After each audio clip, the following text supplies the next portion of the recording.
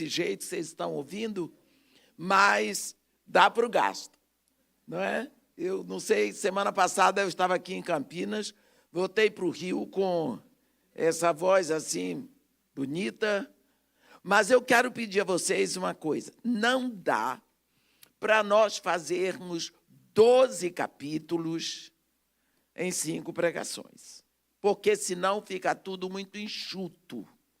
O que eu quero pedir para vocês é o seguinte, eu não vou ler ponto por ponto tudo o que está escrito, mas vocês podem confiar que eu já li tudo muito bem lido. Então, o que eu quero pedir a vocês é que amanhã, no momento que der um tempo, vocês leiam direitinho tudo aquilo que foi dado hoje, que eu quero correr com os 6 primeiros capítulos, porque os 6 primeiros capítulos, eles são mais históricos, e os 6 últimos, eles são mais proféticos. E eu quero me demorar mais no conteúdo profético. Então, nós vamos dar uma levada, vamos fazer o melhor que for possível. E por isso eu não vou ficar lendo, porque senão fica monótono. E eu vou ter que repetir tudo de novo. Amém? Então, quero pedir aos irmãos que abram a Bíblia no livro do profeta Daniel.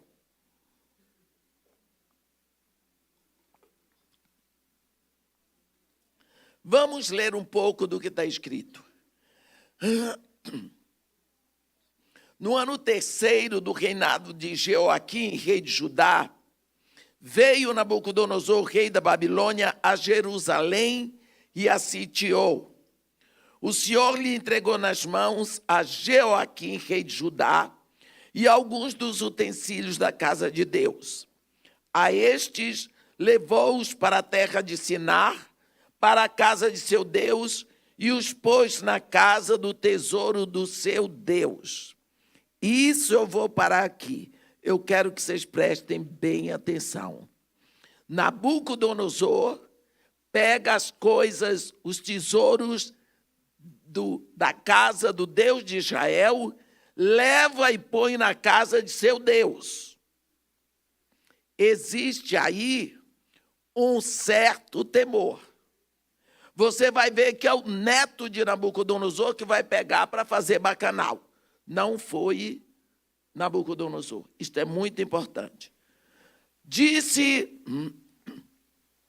o rei a Aspenaz, chefe dos seus eunucos, que trouxesse algum dos filhos de Israel, tanto da linhagem real como dos nobres, jovens sem nenhum defeito, de boa aparência, instruídos em toda a sabedoria, doutos em ciência, versados no conhecimento e que fossem competentes para assistirem no palácio do rei e lhes ensinasse a cultura e a língua dos caldeus.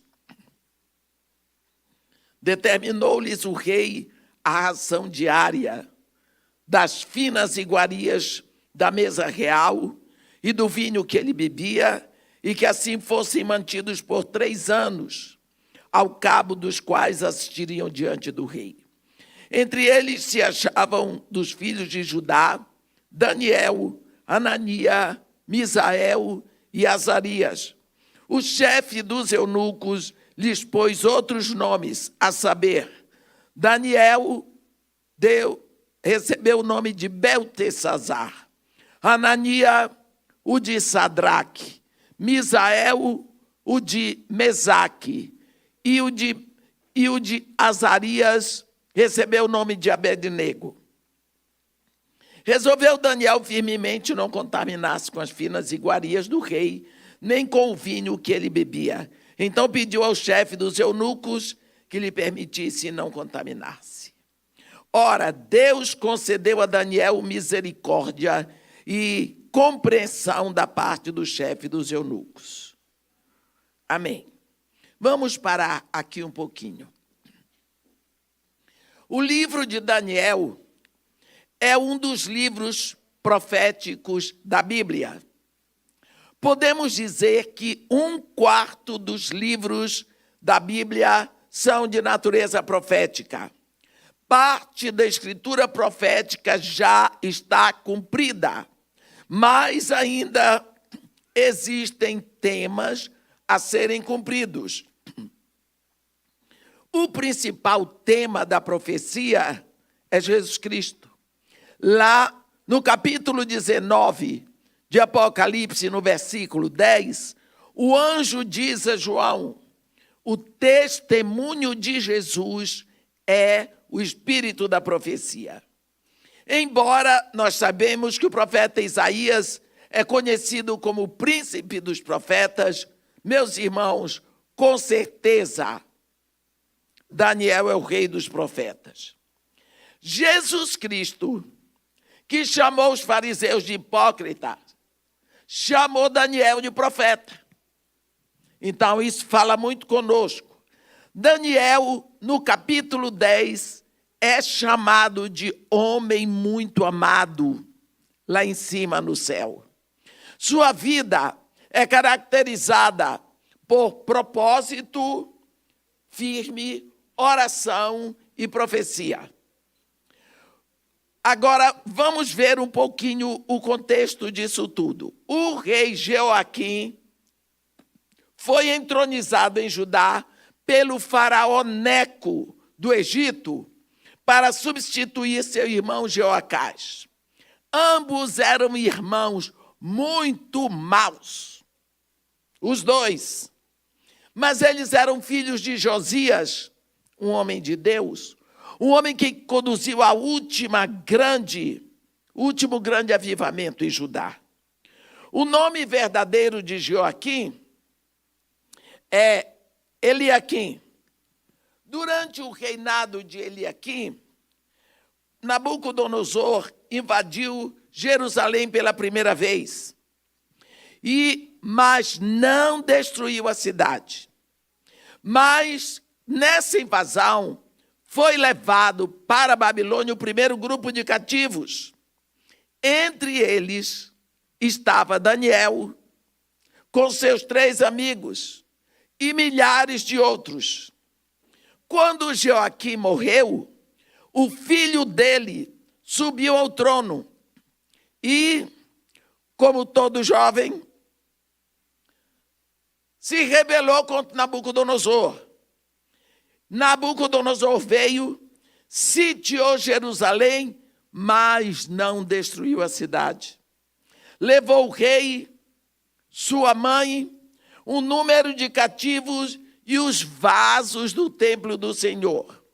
Entre os cativos dessa segunda invasão estava o profeta Ezequiel. Depois, Zedequias, o sobrinho de Jeoacás, como rei, se rebelou contra Nabucodonosor, que entrou, destruiu o templo, ateou fogo em Jerusalém, matou os príncipes na presença do rei e furou os olhos do rei. Tudo isto estava profetizado por Ezequiel e por Jeremias. Assim que Daniel e outros cativos chegaram na Babilônia, o rei Nabucodonosor deu ordens a Aspenaz, que era o chefe dos eunucos, que cuidasse especialmente de Daniel e seus 3 amigos, os quais receberam o nome de Daniel, recebeu o nome babilônico de adorador de Baal, não é? Misael e Azarias, os quais receberam Sadraque, Mesaque e Abednego, mas Daniel recebeu o nome de Beltesazar, que nós vamos ver que Isaías profetizou no capítulo 39 do livro do profeta Isaías, no versículo 7, a palavra de Deus diz assim: dos teus próprios filhos que tu gerares, tomarão para que sejam eunucos no palácio do rei da Babilônia. E agora estava se cumprido. Nesse primeiro capítulo, esse termo, chefe dos eunucos, é repetido 6 vezes. O que deixa bem claro que Daniel foi feito eunuco aos 17 anos. Ele foi feito escravo e talvez por isso nós não vamos ouvir na história nenhuma menção sobre esposa de Daniel ou sobre filhos de Daniel. Mas os 3 amigos de Daniel e ele também se recusaram a comer a comida dos pagãos. Eles tinham a própria dieta deles como judeu. Embora eles estivessem na Babilônia, eles eram judeus. Nisso nós lembramos uma palavra de Paulo para nós, capítulo 12 de Romanos. Não vos conformeis com este século, porque vocês estão no mundo, mas vocês não são do mundo. Eles estavam em Babilônia, mas eles não eram da Babilônia. Isso é uma grande diferença que muitas vezes nós temos esquecido. Esses rapazes estavam atentos ao fato deles serem judeus, embora estivessem na Babilônia. E o governo não fosse judeu. Uma coisa é certa, nós, filhos de Deus, nós estamos no mundo, mas nós não somos do mundo. Eu queria fazer 3 minutos para lembrar de uma coisa que eu estou pregando e vem alguma coisa para eu pregar, e eu vou dizer, eu vou entregar. No capítulo 12 de Lucas, versículo 49, Jesus abre a boca e diz: eu vim para atear fogo sobre a terra. E bem quisera que já estivesse a arder. Você diz, mas Jesus é incendiário? É ele que está dizendo. Pode ler aí na Bíblia. Lucas 12, versículo 49. Fogo. Daqui a pouco você vê João Batista dizer assim: eu vos batizo com água para arrependimento. Mas depois de mim veio o varão cujas correias da sandália eu não sou digno de desatar. Ele vos batizará com fogo e com Espírito Santo. Batizar, nós sabemos que é imergir. João imergia as pessoas na água. Quando a pessoa saía dali, ela ia toda molhada, a água ia descendo. Porque não importa onde você jogue a água, ela vai descer. Ela é um elemento da terra. Jesus Cristo vem batizar com fogo. Ele toma você, imerge no fogo. Quando você sai de lá, você é uma tocha apontando para o alto. Esse batismo do fogo, que é o batismo de Jesus, implica que este fogo vai tirando você do mundo e levando para cima. Porque o fogo, ele é um elemento na terra, que no centro da terra tem uma camada de fogo que mantém a terra no espaço, leve. Quando você vai soltar um balão, ele não sobe, se você não atear fogo na bucha que está na boca do balão. Não é? Porque o fogo faz as coisas ficarem leves e ele vai para cima. Então, quando Jesus vem, ele batiza você com fogo, ele vai tirando você pouco a pouco do mundo, não é da terra. Porque você ainda está no mundo, mas você não é mais do mundo. Você vai sendo retirado pouco a pouco. Aqui você vê Daniel e seus amigos recusarem as finas iguarias da mesa do rei da Babilônia. Foi difícil para o chefe dos eunucos, porque ele sabia que tinha que manter aqueles rapazes com a melhor aparência, mas Deus cobriu Daniel de graça diante deles e eles conseguiram. Sabendo disso, assim como Deus abençoou a Salomão, ele abençoou esses jovens hebreus na corte estrangeira, e Daniel veio a ser o primeiro-ministro em 2 dos grandes impérios do mundo. Ele morreu por volta dos 90 anos. Quando o Império Babilônico caiu e Dário sobe, que entra o Império Medo-Persa, Daniel tinha por volta de 80 anos. Então ele passa a ser primeiro-ministro também do Império Medo-Persa. Talvez o único homem no mundo que conseguiu ser primeiro-ministro em 2 impérios, sem fazer propaganda, sem se misturar com o mundo, sem pedir voto de ninguém, sem trair seu próprio Deus. Então, essa é a história, é o fundo do livro de Daniel. Então, amanhã, por favor, vocês dão uma lida nesse primeiro capítulo, são só 21 versículos. Vamos passar para o capítulo 2, que aqui é suculento e precisa ser feito ainda hoje. Olha, no 2º ano do reinado de Nabucodonosor, teve este um sonho. O seu espírito se perturbou e passou-lhe o sono. Então o rei mandou chamar os magos, os encantadores, os feiticeiros e os caldeus, para que declarassem ao rei quais lhe foram os sonhos. Eles vieram e se apresentaram diante do rei.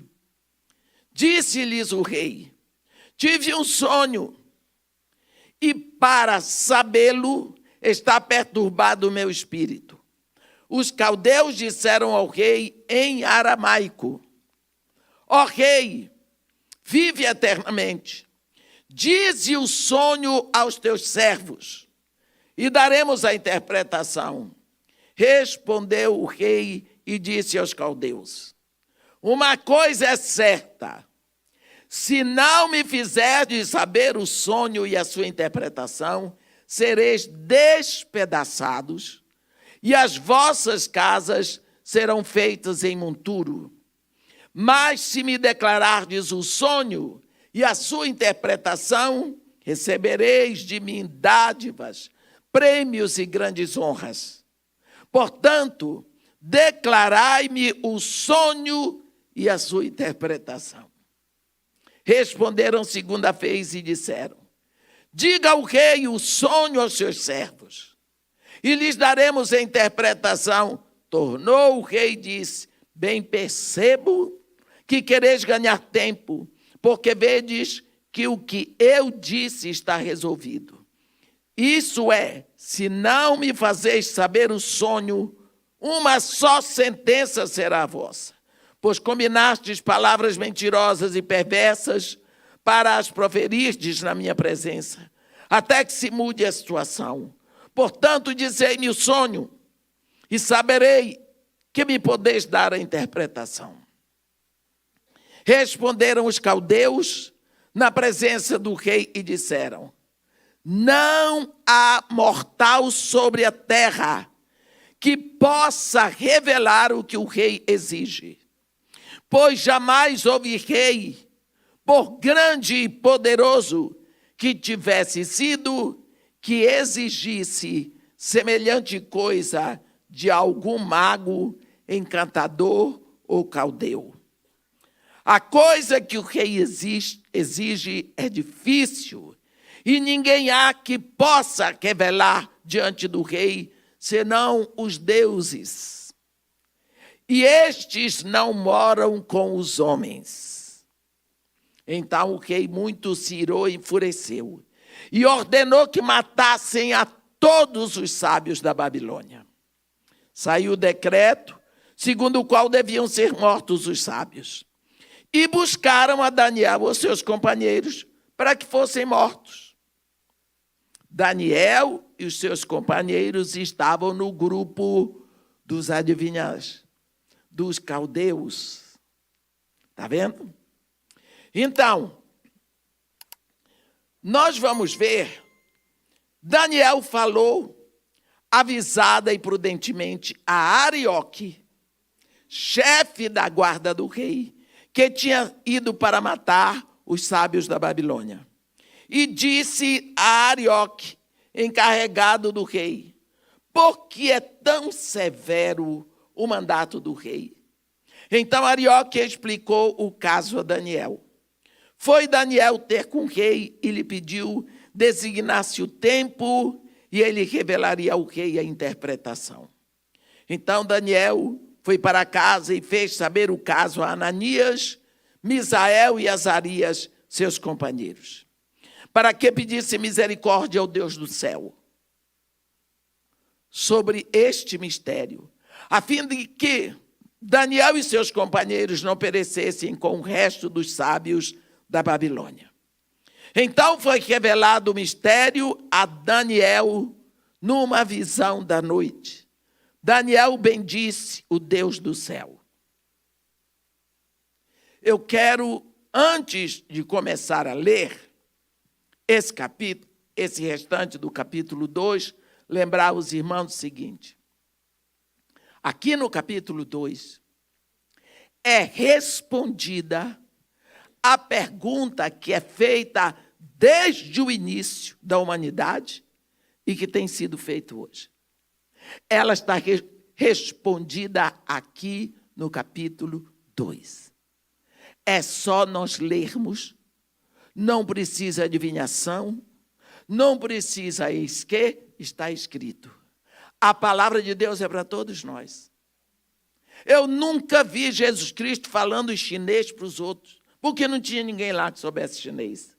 Deus fala e ele quer ser entendido. Você vê que quando Jesus Cristo falava, até as crianças queriam ficar com ele. Criança não gosta de gente chata nem complicada. Então, ele falava de modo que todos entendiam. Aqui está a resposta do que vai acontecer.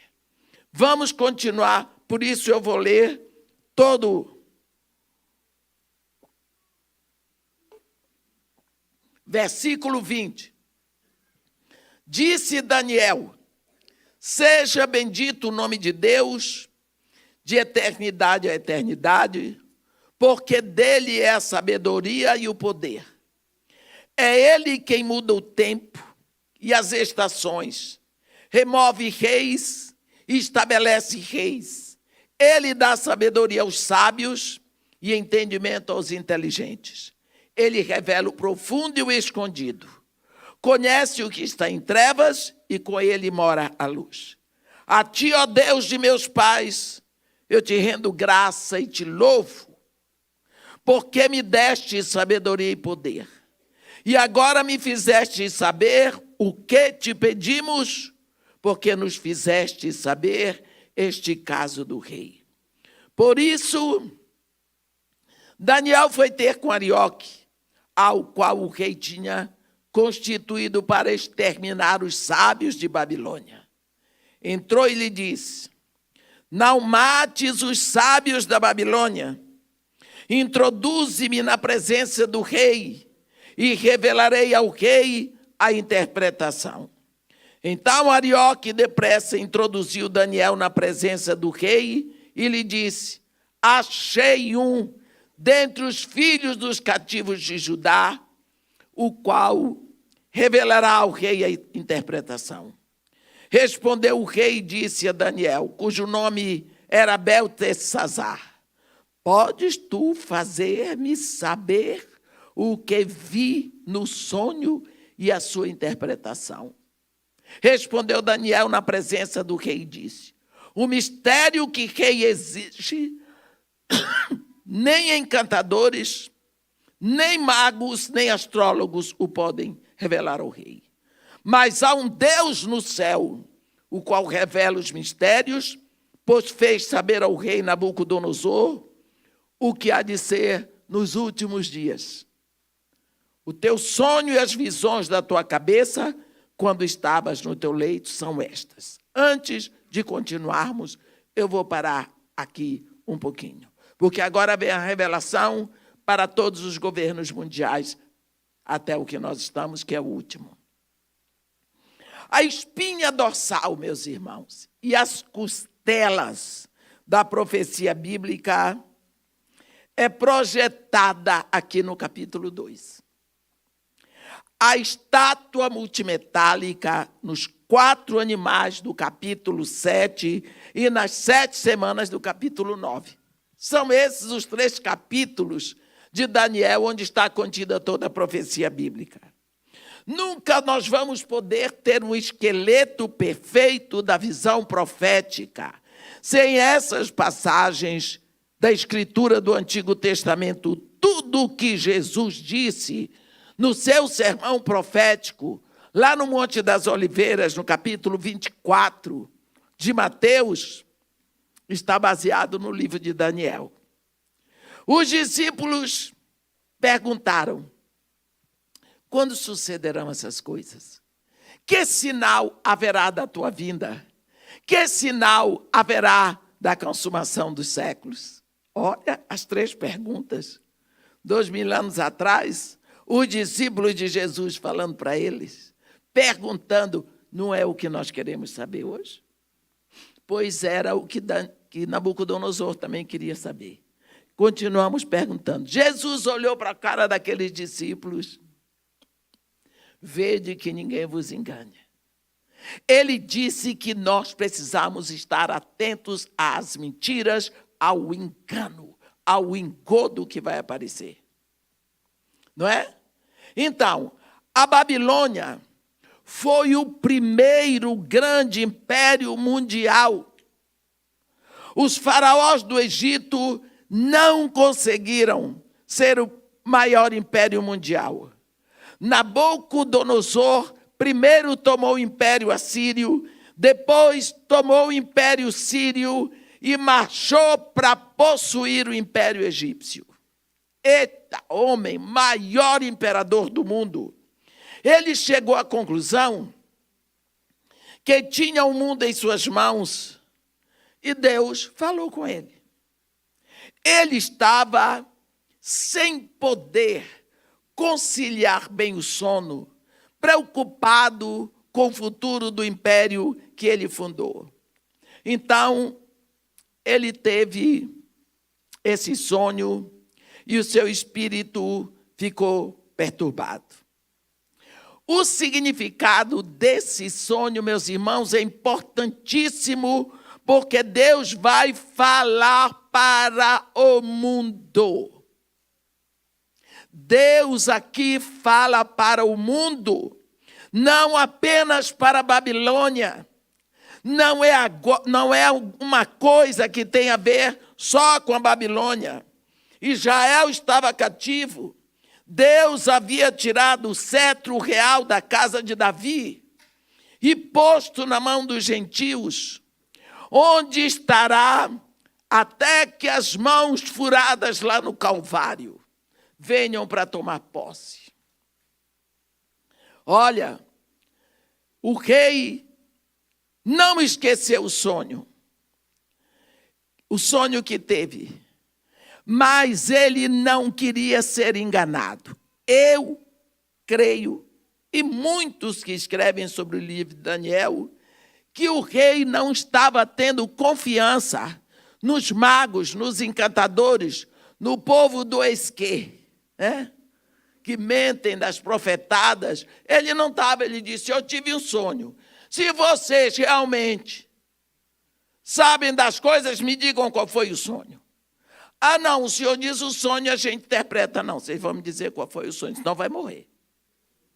Ai, se hoje fosse assim. Hoje o povo profetiza. Essa época de eleições, ano passado, foi uma coisa horrível. O povo profetizou. Acabaram as profecias.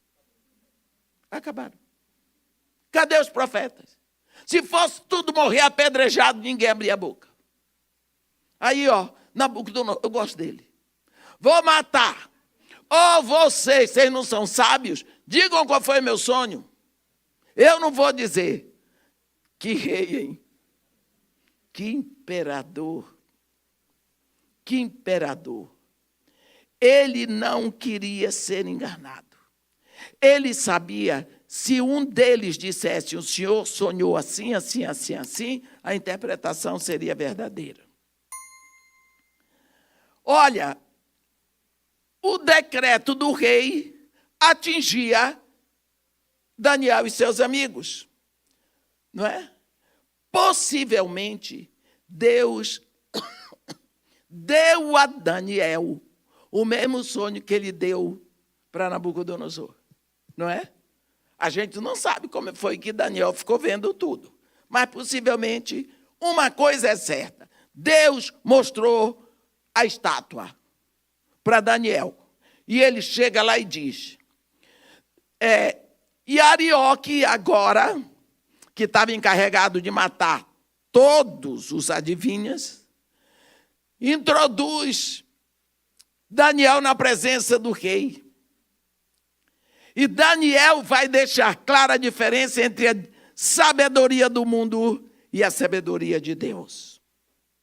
Daniel, aqui no versículo 28, gente, às vezes eu fico pensando no lugar desse Arioque, parece que Arioque não queria matar os adivinhas. E quando Daniel disse para ele, não, me introduz na presença do rei, que eu vou pedir a ele um tempo para orar a meu Deus, para que eu tenha interpretação, para que não precise matar ninguém. Ele correu. Pronto, fala com o rei. Agora, pense bem, quando Daniel diz que já tem, esse homem deve ter sentido um alívio. Ele introduz Daniel na presença do rei, sabendo que vai ter algo bom. No versículo 28, você vê ele dizer, mas há um Deus no céu. Aqui no versículo 25 diz, então Arioque depressa introduziu Daniel na presença do rei e lhe disse, achei um dentre os filhos dos cativos de Judá, o qual revelará ao rei a interpretação. Que notícia boa! Respondeu o rei a Daniel, preste atenção, meu irmão, isso que está escrito aqui. Podes tu fazer-me saber o que vi no sonho e a sua interpretação? Eu queria ver a cara de Nabucodonosor. Quando que ele estava acreditando? Ele não estava acreditando em Daniel. Onde já se viu os meus encantadores, os meus caldeus, os meus adivinhos, os homens mais sábios da Babilônia, não souberam? Vem um garoto cativo de Judá, quer dizer que sabe. Você pode mesmo? Então diz aí. Né? Respondeu Daniel e disse, o mistério que o rei exige, nem encantadores, eu gosto disso, nem magos, nem astrólogos podem revelar ao rei, mas há um Deus no céu, o qual revela os mistérios, pois fez saber ao rei Nabucodonosor o que há de ser nos últimos dias. O teu sonho e as visões da tua cabeça, quando estavas no teu leito, são estas. Pá, o rei agora começou a olhar para o garoto com mais respeito. Kiga, você está vendo o que é que dá autoridade? Você está vendo o que é que dá autoridade? Nabucodonosor não foi lá para pedir clemência. Daniel não foi lá para pedir clemência. Daniel não foi lá para pedir um tempo. Daniel foi lá com a autoridade lá do alto. Ele sabia o que ele estava fazendo ali. E ele agora vai dizer, o rei aqui vai saber quem é. O sonho se refere ao final dos tempos dos gentios. Significa nos últimos dias da nação Israel. Temos que fazer uma diferença, meus irmãos, entre plenitude dos gentios e tempo dos gentios.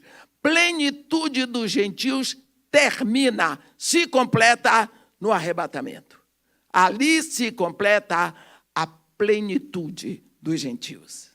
Mas o tempo dos gentios continua. Porque no arrebatamento vai ficar o mundo aí, não é? Então, quando nós vemos que o sonho de Nabucodonosor foi uma resposta de Deus para o seu problema, e Deus fala usando uma imagem. Por quê? Porque porque Nabucodonosor tinha intimidade com imagens. Versículo 31.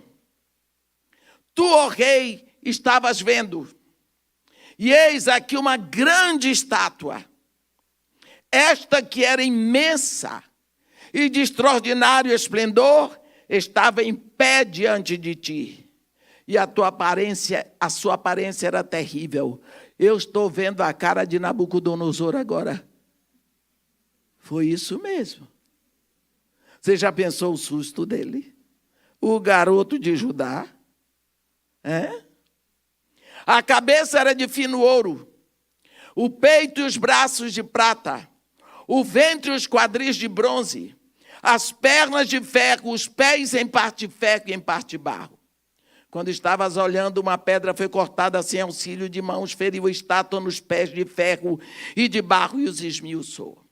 Então foi juntamente esmiuçado o ferro, o barro, o bronze, a prata, o ouro, os quais fizeram como a palha das eiras no estio, e o vento os levou. E deles não se viram mais vestígios.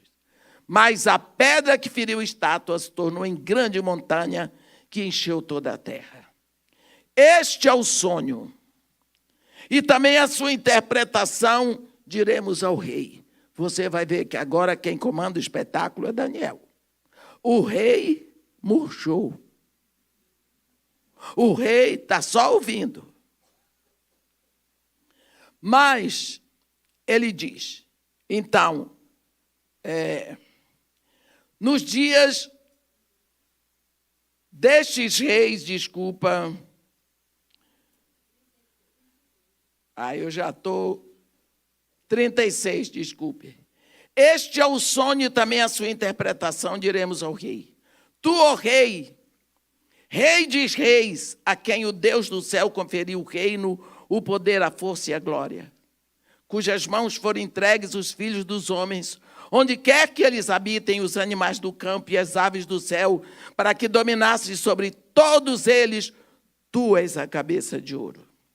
Depois de ti se levantará outro reino inferior ao teu, e um terceiro reino de bronze, o qual terá domínio sobre toda a terra. O quarto reino será forte como o ferro, pois o ferro a tudo quebra e esmiuça, como o ferro quebra todas as coisas, assim ele fará em pedaços e esmiuçará.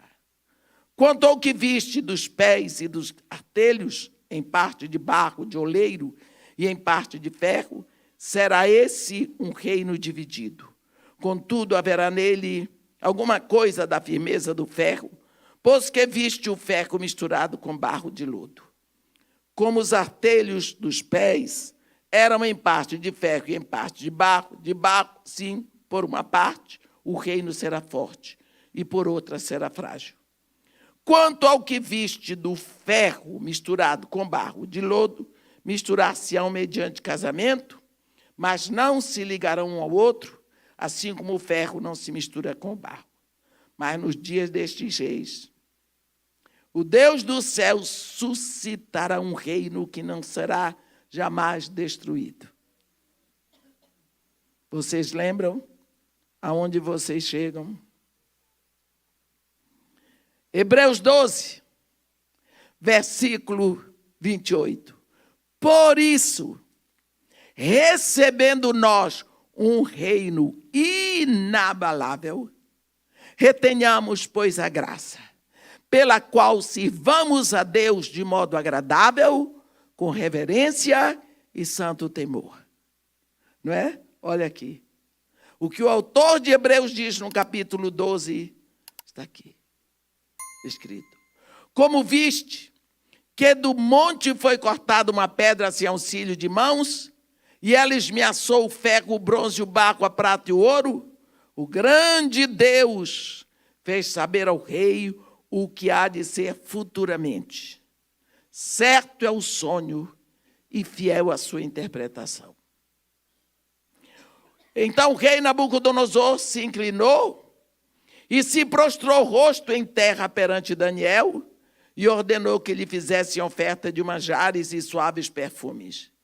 Disse o rei a Daniel: certamente o vosso Deus é o Deus dos deuses e o Senhor dos céus e o revelador de mistérios, pois pudeste revelar este mistério.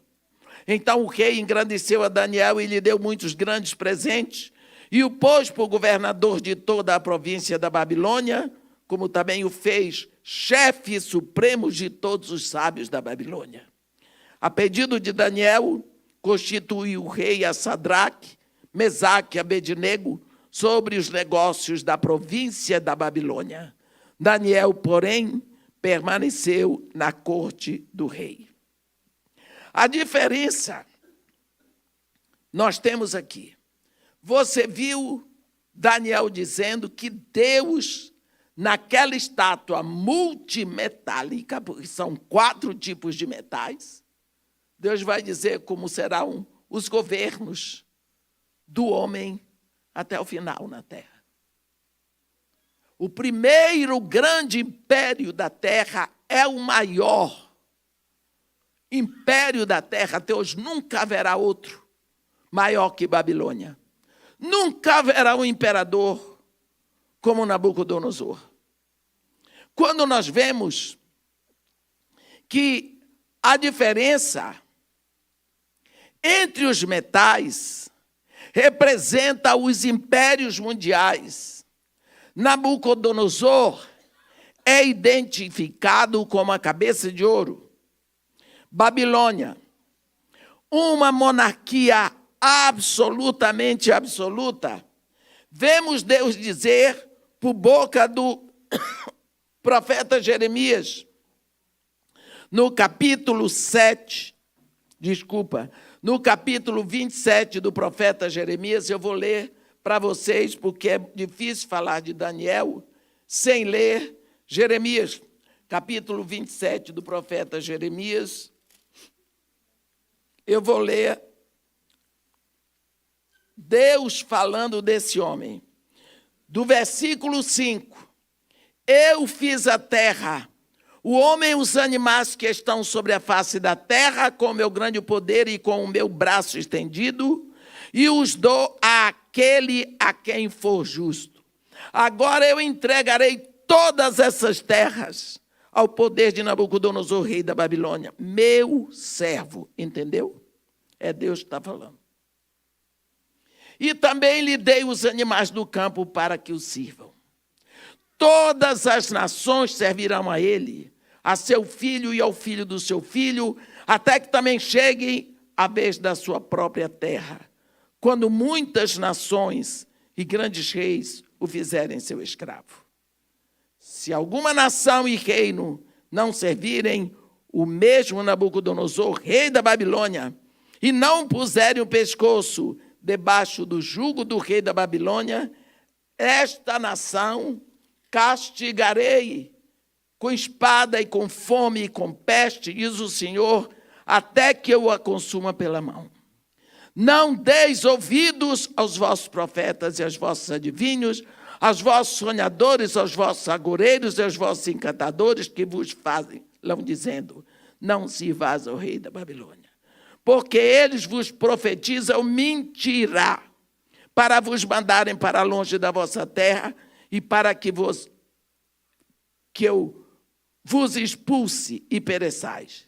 Mas a nação que meter o pescoço sob o jugo do rei da Babilônia e o servir, eu a deixarei na sua terra, diz o Senhor, e lavrá-la-á e habitará nela. Olhe, é Deus que está falando. É Deus que está fazendo. Por quê? Só perguntando a Deus. Nós nunca vamos entender, mas Deus tem sempre um plano. Não é? Agora, Deus colocou Nabucodonosor, meus irmãos, no topo e fez dele o primeiro grande líder mundial. E não houve um igual a ele até hoje, e não haverá. O reino que virá depois de Nabucodonosor, depois de Babilônia, é inferior. O terceiro será inferior ao segundo. O quarto será inferior ao terceiro. E assim por diante. A Bíblia diz que a cabeça é de ouro, é Babilônia. Os peitos e braços de prata, 2 reinos, estão mencionados aqui, Medas e Persas, que é de prata, é inferior ao ouro, mas é metal. Depois que passa, aí vem os quadris de bronze. O terceiro reino, o império, tentará dirigir toda a terra. É o Império Greco-Macedônico de Alexandre o Grande. Olha, nós vamos ver para frente como é que caiu o Império Babilônico. Todos nós sabemos, na bebedeira de Belsazar. Não é? Cai e nós vamos ver direitinho o que foi que aconteceu ali. As pernas de ferro é Império Romano. E os pés com barro e ferro são o governo que está aí hoje. Governo mundial, copiando o modelo do Império Romano. Você estuda direito, você estuda as leis romanas. Até hoje os nossos tributos são copiados do Império Romano, não é? O que vemos é a deterioração do reino para o outro. Cada um é inferior ao seu precursor. Vemos isso na qualidade dos metais. Do ouro, piora a qualidade para a prata, da prata, piora a qualidade para o bronze, do bronze, piora a qualidade para o ferro, e depois o ferro se junta com barro. A pedra cortada sem auxílio de mãos é Jesus. Está provado que os homens só se rebelam contra Deus. O que é que Deus está dizendo aqui? O que Deus está dizendo? Que o governo, na mão dos homens, só vai piorar. Os governos são de metal, eles têm certo brilho, mas eles são frios, eles são duros, eles não têm vida, eles vão piorando. Você vê que quando cai o Império Babilônico, como que caiu? Vocês lembram o que foi que aconteceu? Lá, nós ainda vamos ver isso rapidamente. Nabucodonosor morreu. Quem subiu no lugar dele foi Ivel-Merodach, o filho dele. Subiu para reinar. E você vê sobre esse homem, lá em 2 de Reis, no capítulo 25. Ivel-Merodach foi morto pelo cunhado dele. Um homem que era casado com a irmã dele, com a filha de Nabucodonosor, o matou. O nome dele era Negal-Sherezer. Negal-Sherezer matou Ivel-Merodach para assumir o lugar. Ele reinou e foi sucedido pelo seu filho caçula, que reinou pouco tempo. Por quê? Porque Nabônios, que era casado com a outra filha de Nabucodonosor, matou o garoto e assumiu o poder. Esse Nabônios tinha um filho, Beltesazar, né? Tinha um filho. Nabônios gostava de viajar. Ele ficava comandando o reino da Babilônia por fora, aqui e ali. E o príncipe regente, quer dizer, o corregente do império da Babilônia era Beltesazar. Você põe um jovem que não sabe o quanto custou para o avô dele para construir Babilônia, que não conhece, não respeita a história. Pegou tudo pronto. Vamos fazer farra. Vamos fazer farra. O que o avô dele não tinha feito, ele fez. Ele estava lando o bacanal dele e mandou trazer os objetos de ouro que o avô dele tinha trazido do templo do Deus de... O avô dele não ousou pegar naquelas taças. Ele colocou num lugar sagrado. Ele mandou buscar para a farra dele. Enquanto ele estava lá, fazendo a farra dele, já o general das tropas de Dário, o nome dele era Gabrias, já tinha fechado as entradas, o canal do Eufrates, fechou, desviou a água, em vez da água do Eufrates entrar pelos canais, ele desviou de volta para o Eufrates, os canais ficaram secos e as tropas deles entraram por ali. Enquanto Beltesazar dava a farra dele, Gabriel já tinha entrado com o exército medo-persa. Foi aí que ele teve aquela visão. Mene, tekel, passim, levou aquela bronca de Daniel. Nós vamos falar um pouquinho mais disso quando chegar o capítulo, que é o capítulo 4. Então, quando nós chegamos lá, nós vamos ver que ele foi morto. Ele foi morto. Caiu a cabeça de ouro. Acabou o Império Babilônico. Hoje você vai... Eu morei lá no Iraque, 3 anos e meio. Hoje você vai lá na Babilônia, não tem nada. Nada que vale a pena para você ver. A cidade fez isso, ó. Estava aqui, ela... E foi coberta. A cidade foi enterrada todinha. Babilônia. Caiu a cabeça de ouro. Acabou o império, o grande império babilônico de Nabucodonosor. Está vendo como?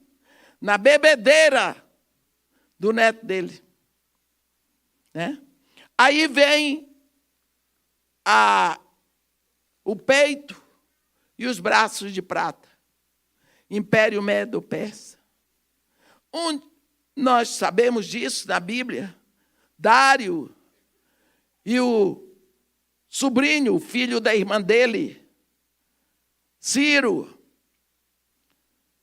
e Artaxerxes, não é? E todos os Xerxes, não é? E todos os imperadores, um dia acabou. Aí vem os quadris de bronze. Piorou. Alexandre o Grande, um homem inteligentíssimo. Ele queria dominar o mundo todinho. Ele era um jovem muito, mas muito bem dotado. O maior estrategista militar que essa terra já viu. 32 anos. Tomou uma bebedeira.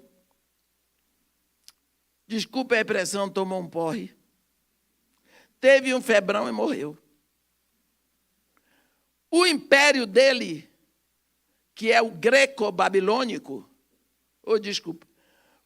o greco-macedônico, foi dividido pelos 4 generais dele. o que mais conhecemos é Ptolomeu, que ficou com o Egito. Não é? Caiu. Nessa fraqueza da divisão, vem as pernas de ferro, Império Romano. É nessa época já das pernas para os pés que Deus envia Jesus, o seu Filho, e estabelece a sua igreja aqui na terra. É exatamente. Bem, o Império Babilônico caiu, cabeça de ouro. Medo-Persa, prata, já se foi.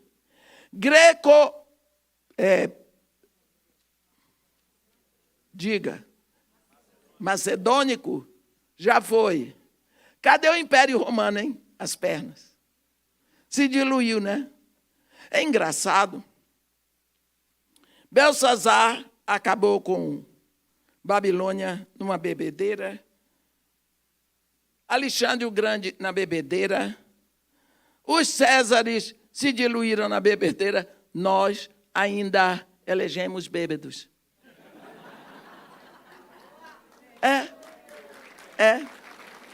Fazemos isso.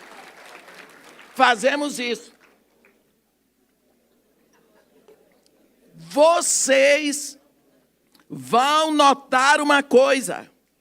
Os nossos líderes, eu não estou falando de um só, não. Eu queria que fosse um só. Eles só se reúnem com um copo na mão. Todos estão conversando com um copo na mão. Por quê? Porque não é uma caneta. Não todos eles se reúnem com um copo na mão. E haja beber. E que decisões vão tomar, meu Deus? É isso. Cadê o Império Romano? Se diluiu. Em que lugar do governo mundial, em que época do governo mundial nós estamos? Pés de barro com ferro. Meu irmão, olhe para mim. Eu não sou doida, nem você. Alguma vez você já viu que ferro e barros, porque não é ferro com deixa eu dizer, com cimento. Não, é com barro de oleiro. Há alguma sustentabilidade? Não, é maluquice, é engano. Você vê o ferro, você diz, tem força, mas qual é a força que tem se ele está com barro de oleiro? Quer dizer, o que nós estamos vivendo, a época em que vivemos, é uma época de engano, de aparência, de mentira. Parece que se sustenta, mas não tem sustentabilidade nenhuma. É só mentira. Está escrito aqui. Está escrito aqui. O que nós vemos é a deterioração de um reino para o outro. Cada um é inferior ao seu precursor. Vemos isso na qualidade dos metais. Me cite aqui um grande filho de Deus, presidente de qual nação? Não tem. Porque o cara diz, Deus, e daí? E daí? Qual é o problema de dizer Deus?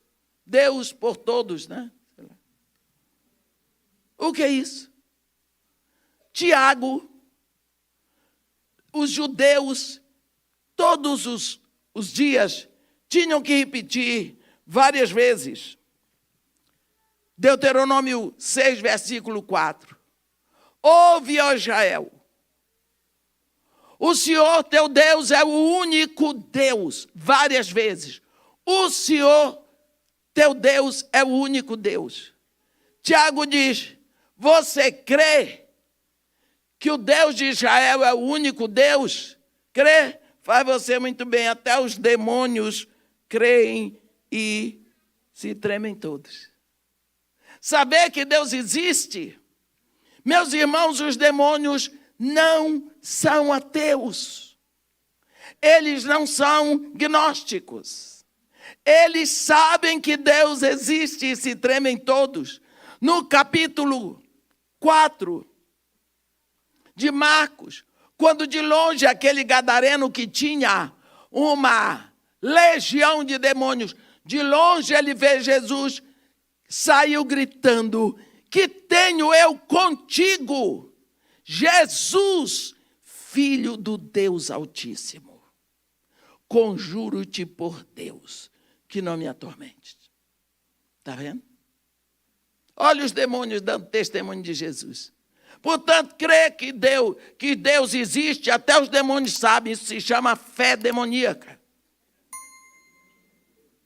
Fé demoníaca.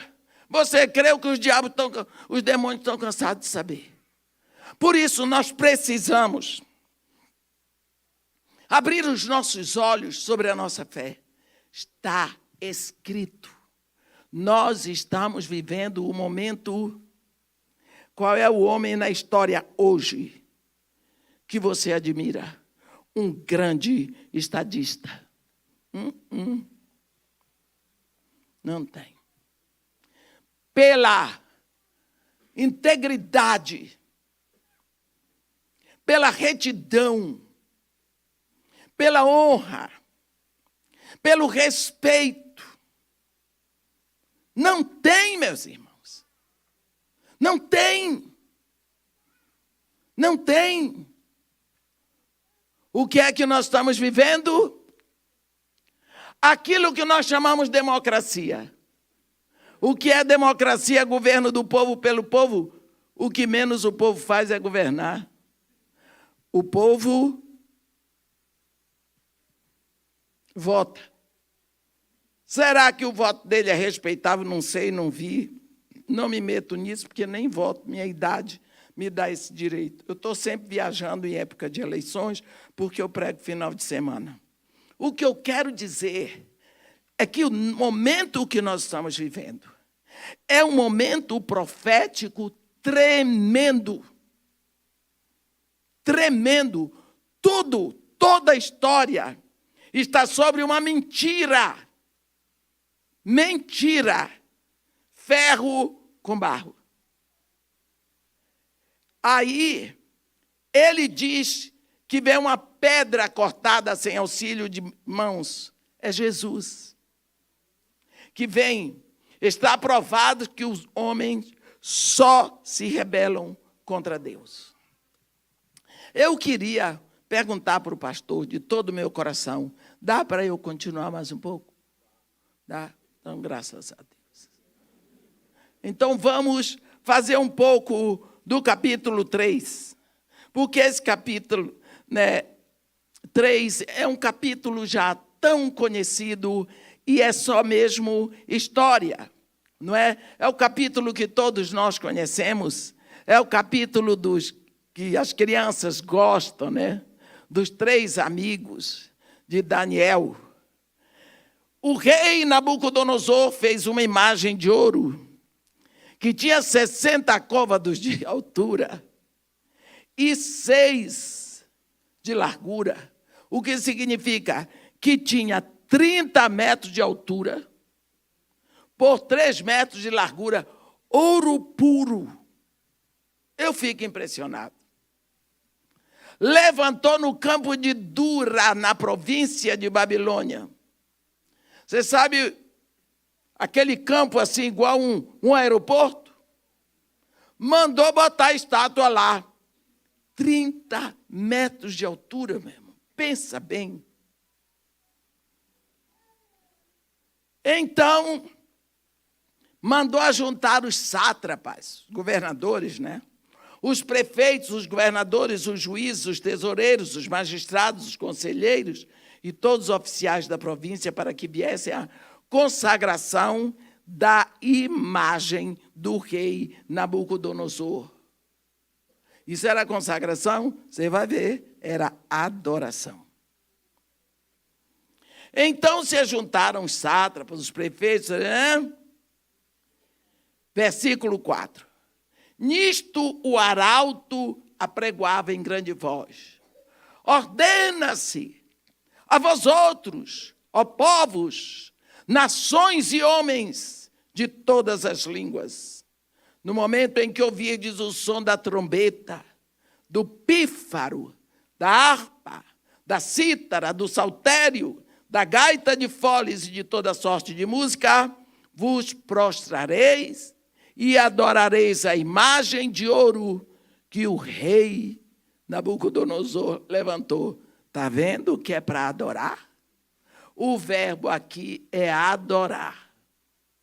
Aqui no versículo 2, no final, diz que era a consagração da estátua. Aqui no versículo 5, e adorareis a imagem de ouro que o rei Nabucodonosor levantou. Qualquer que se não prostrar e não a adorar, será no mesmo instante lançado na fornalha de fogo ardente. Portanto, quando todos os povos ouviram o som da trombeta, do pífaro, da harpa, da cítara, do saltério e toda sorte de música, se prostraram os povos. Nações e homens de todas as línguas e adoraram a imagem de ouro que o rei Nabucodonosor ficou levantada. Isso aponta para uma religião universal, para uma adoração única a uma mentira. Ora, no mesmo instante, se chegaram os homens caldeus e acusaram os judeus, disseram ao rei Nabucodonosor: ó rei, vive eternamente. Tu, ó rei, baixaste um decreto pelo qual todo homem que ouvisse o som da trombeta, do pífaro, da harpa, da cítara, do saltério, da gaita de foles, todas as sortes de música, se prostraria e adoraria a imagem de ouro. E qualquer que não se prostrasse e não adorasse seria lançado na fornalha de fogo ardente. Há uns judeus, por que tem sempre o fuxiqueiro? Viu que isso não é bíblico, mas é histórico, né? Há uns homens judeus que tu constituíste sobre os negócios da província da Babilônia. Sadraque, Mesaque e Abednego. Estes homens, ó rei, não fizeram caso de ti. A teus deuses não servem, nem adoram a imagem de ouro que levantaste. Então Nabucodonosor, irado e furioso, mandou chamar Sadraque, Mesaque e Abednego. E trouxeram estes homens perante o rei. Falou Nabucodonosor e lhes disse: é verdade, ó Sadraque, Mesaque e Abednego, que vos não servis a meus deuses, nem adorais a imagem de ouro que levantei? Agora, após estáis dispostos, e quando ouvirdes o som da trombeta, do pífaro, da cítara, se não a adorardes, sereis na mesmo instante lançados na fornalha de fogo ardente. E quem é o Deus que vos poderá livrar das minhas mãos? Foi fundo, né? Para que perguntou? Para que perguntou? Responderam Sadraque, Mesaque e Abednego ao rei: ó Nabucodonosor, quanto a isto, não necessitamos te responder. Se nosso Deus, a quem servimos, quer livrar-nos, ele nos livrará da fornalha de fogo ardente das tuas mãos, ó rei. Se não, fica sabendo, ó rei, que não serviremos aos teus deuses, nem adoraremos a imagem de ouro que levantaste. Puxa vida. Será que ainda tem macho assim? Macho na fé. Hoje nós temos muita gente que não tem coragem para enfrentar nada disso. O que eu encontrei nos Estados Unidos de gente correndo daqui, porque profetizou tanto, porque disse tanta bobagem, correu com medo. Medo, medo, medo. Estava lá nos Estados Unidos. Irmã, a senhora vai voltar para o Brasil? Eu vou. Deus me trouxe aqui para fazer o trabalho, eu vou voltar para casa. Minha casa é lá. Está muito difícil. Quando é que não esteve? Jesus Cristo me chamou, foi para tempo difícil. Embora seja homem. Cadê a coragem que tinha antes? Falava grosso. E agora que Bolsonaro dançou, Você está com medo do que você diz? É? Por que que as pessoas não têm essa segurança? Se não, fica só, quer dizer, se Deus me livrar, livrou, se não livrar, nós temos a nossa fé. Então, Nabucodonosor se encheu de fúria e, transtornado o aspecto do seu rosto contra Sadraque, Mesaque e Abednego, ordenou que se acendesse a fornalha 7 vezes mais do que se costumava.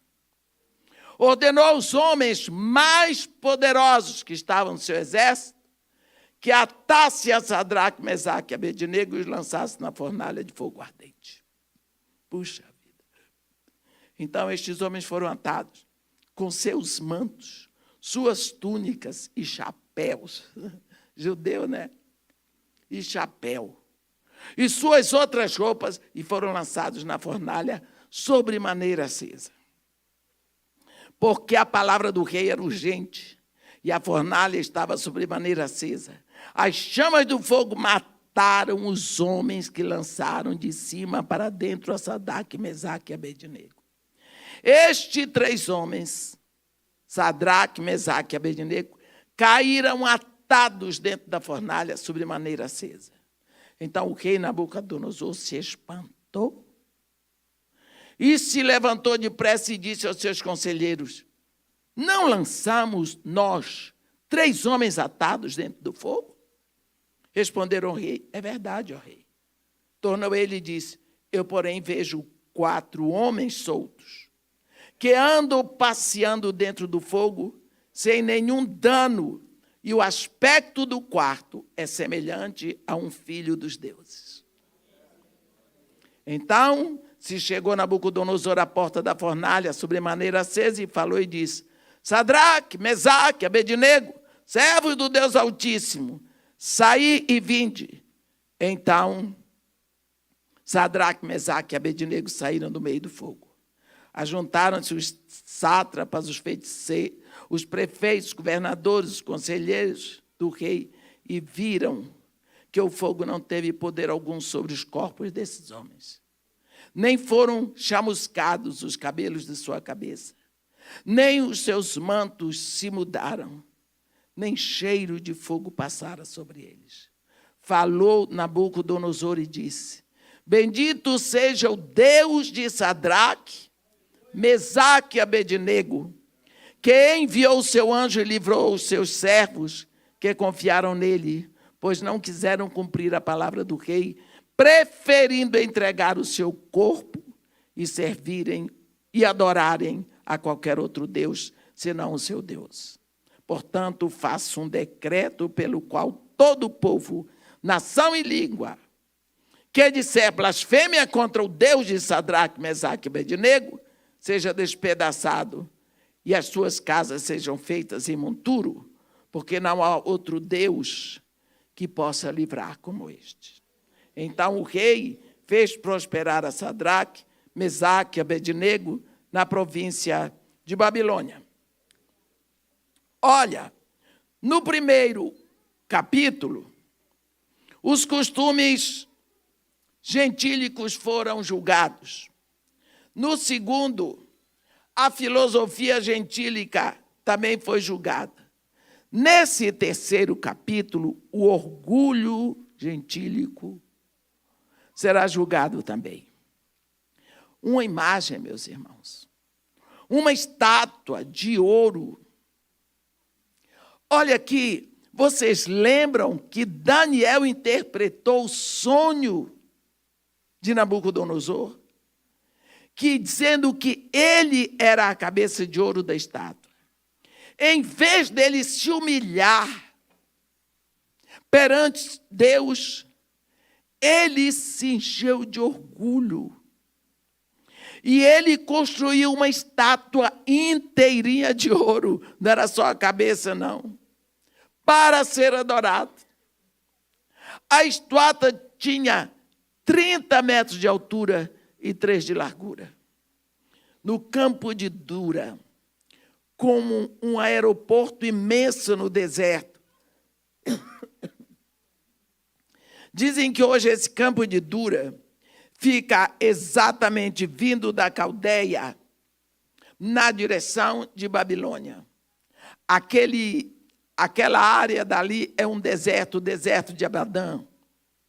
E é um lugar plano, plano, plano. Eu fico imaginando todo mundo ali naquele lugar. Isso mostra o orgulho de Nabucodonosor, dele querer ser como Deus, que é o único digno de adoração. É a tentativa de uma única religião universal. Todos os povos e tribos e línguas têm que adorar a estátua de Nabucodonosor. Uma só adoração em todas as línguas. Você entendeu? A tentativa de uma só religião universal.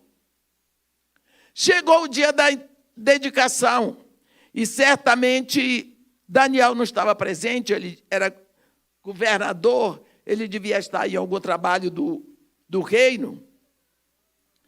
E não era só uma dedicação, como nós dissemos, era uma adoração. E nós vemos que alguns olheiros ficaram encarregados, não é? E os acusadores dos jovens hebreus observaram e disseram o que está escrito aqui no versículo 12. Há uns homens judeus que tu constituíste sobre os negócios da província de Babilônia. Sadraque, Mesaque e Abednego. Estes homens, ó rei, não fizeram caso de ti. A teus deuses não servem, nem adoram a imagem de ouro que levantaste. Ora, nós vemos que isso não é verdade. Eles não estavam fazendo aquilo contra o rei, simplesmente estavam sendo fiéis a seu Deus. A recusa dos jovens em adorar a imagem não era deslealdade ao rei, era fidelidade ao seu Deus. E isso teve a resposta do rei.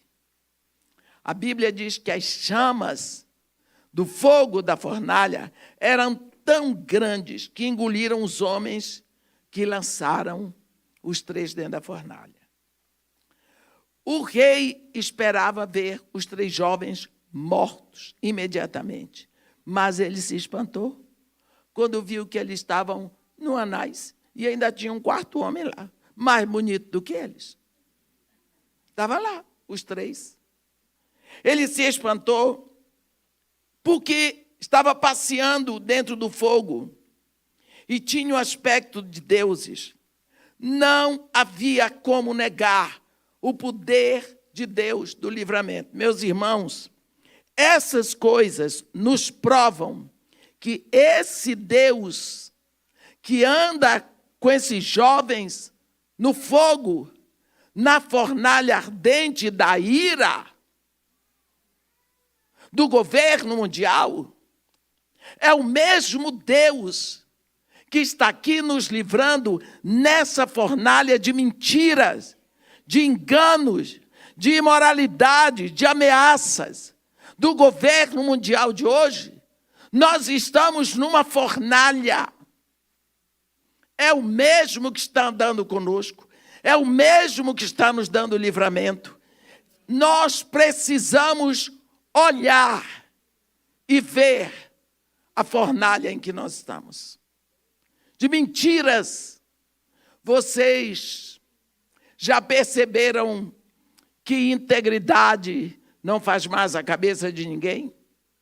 Verdade não faz. Respeito, obediência, honra, nada.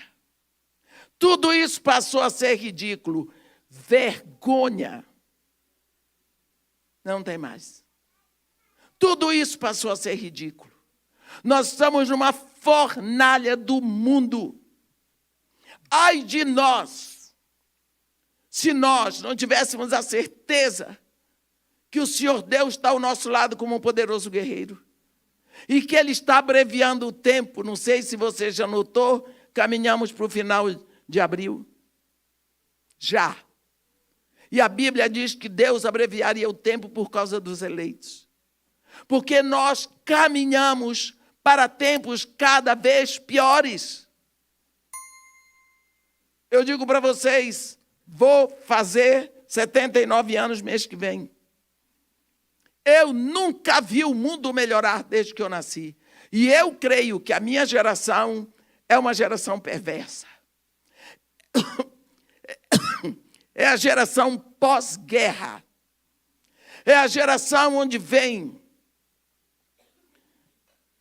os maus costumes, a decadência dos valores, o tal do amor livre, os hippies, a desobediência, a queda, a desmoralização dos costumes, o tal do amor livre, o divórcio, o aborto, leis contra a vida, tudo isso. Quem nasceu há mais de 60 anos e esteja aqui, me diga se não é verdade. É nessa geração, é a geração da explosão tecnológica. É a explosão, é a geração da explosão científica.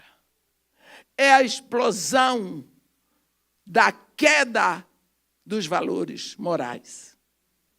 Essa geração. Então, nós estamos numa situação que, às vezes, eu pergunto, será que dá para piorar? Porque melhorar não vai. Nós sabemos que nós é que precisamos abrir os nossos olhos, saber o momento que nós estamos vivendo e, principalmente, saber por que Deus nos chamou como igreja. Agora, no século XXI, Deus tem um propósito. Não é? Olha, quando nós vemos essa fornalha acesa, representa o que vai acontecer na grande tribulação. Nabucodonosor representa o anticristo. A imagem representa a abominação da desolação que Jesus falou e os jovens hebreus representam aqueles que serão miraculosamente preservados durante o período da grande tribulação. Nós vemos aqui nesses últimos versículos Nabucodonosor reconhecer a onipotência do Deus vivo e o seu poder. E diz que o Deus dos hebreus é superior ao seu. Nós precisamos começar a pensar, porque tudo isso aqui, essa profecia de Daniel, é tão atual. É para nós. Tudo isso que aconteceu aponta para o tempo que nós vivemos. Nós vamos caminhando e, se Deus quiser, vamos compreender mais daqui até domingo. Amém? Que Deus nos abençoe e nos guarde. Que faça resplandecer seu rosto sobre nós e tenha misericórdia de todos nós. Amém.